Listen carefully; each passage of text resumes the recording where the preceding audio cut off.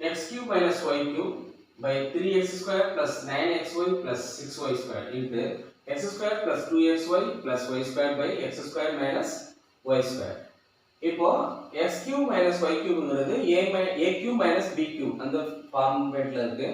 So அப்போ இதை expand பண்ணிக்கலாம், அந்த ஃபார்முலா அப்படியே எக்ஸ்பாண்ட் பண்ணி எழுதிருங்க. அதே போல இது பாத்தீங்கன்னா x square plus 2xy plus y square.